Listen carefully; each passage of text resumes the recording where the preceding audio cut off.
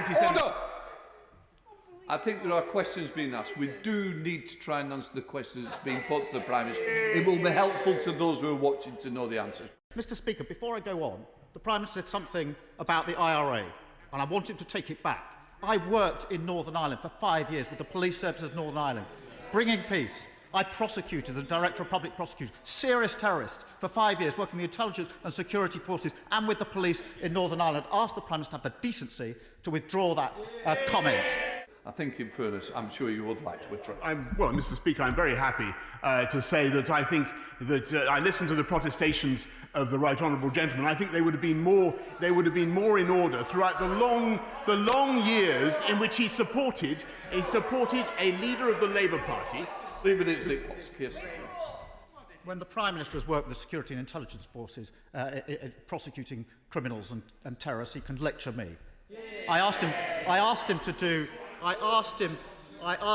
the decent thing, but doing the decent thing and this Prime Minister don't go together. The unthinkable happened in Westminster, and it happened live. No warning, no briefing, no safety net. And in a single moment, authority cracked in full view of the nation. What began as routine parliamentary theatre turned into a political rupture that may haunt this government for years. Cameras were already rolling when it started. They did not stop when control was lost. Before we roll the footage, just one thing. If you enjoy our work, drop a like and hit subscribe. Over 98% of you are watching without subscribing. Let's change that right now. It's free for you, but it fuels everything we do. Subscribed? Perfect. Now enjoy the video. The chamber felt different from the opening seconds. Restless, tight, charged with something unspoken. MPs shuffled on the green benches, murmurs rippling like static before a storm. International tension was already heavy in the air. Ukraine, NATO, troop movements, quiet briefings leaked overnight. But one thing was missing. There had been no full statement, no accountability, no moment where the Prime Minister stood and explained himself to Parliament. That absence mattered. In Westminster, silence is never neutral. Silence is a decision. The opposition sensed it immediately, rising calmly, almost deliberately. The first question cut straight through the noise. It was simple. It was surgical.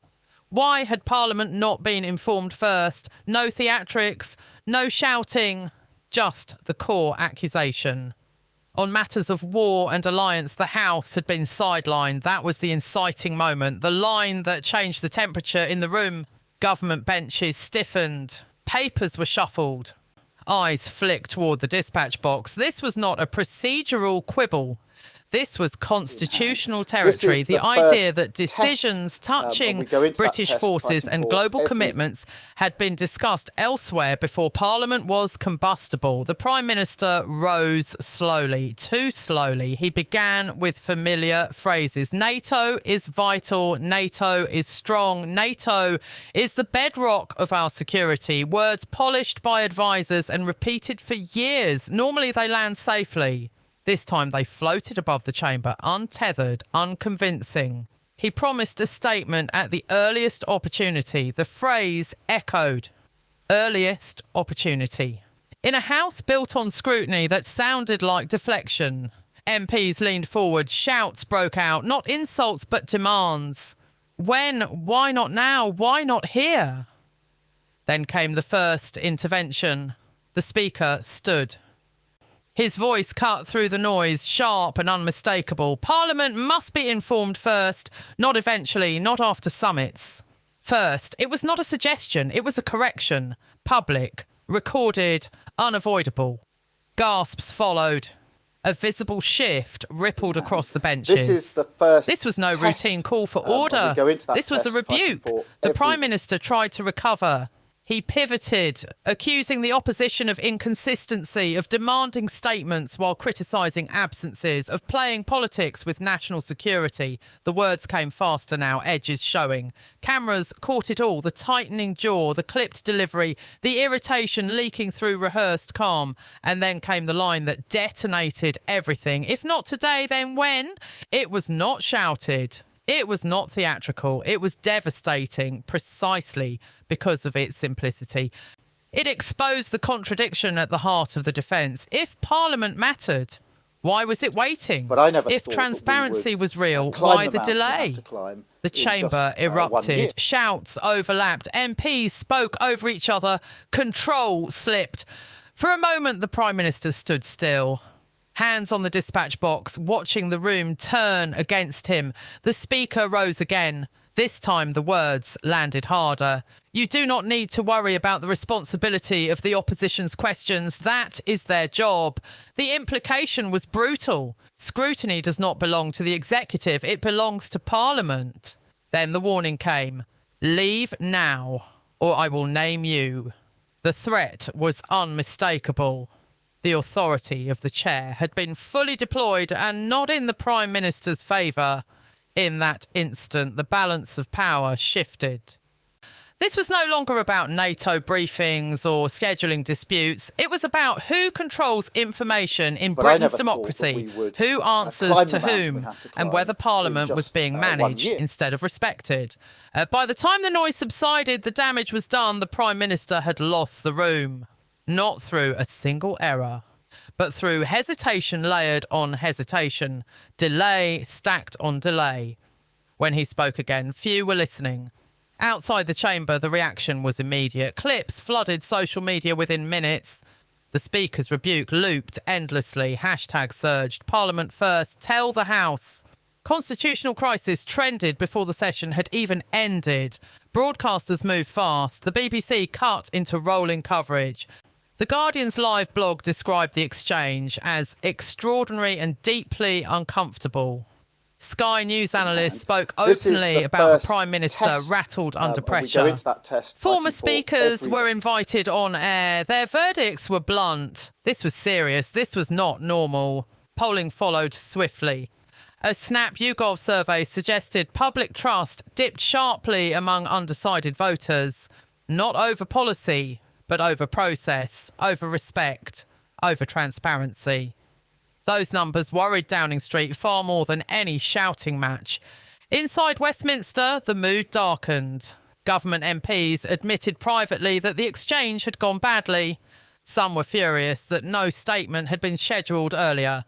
Others feared the precedent. If Parliament felt ignored on this, what next? Opposition parties seized the moment.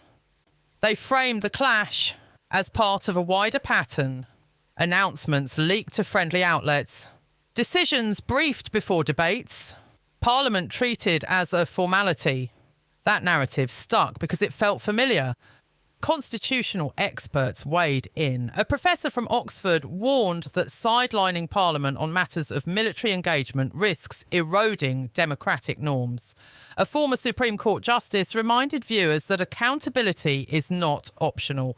It is foundational. Even allies struggle to defend the Prime Minister's handling.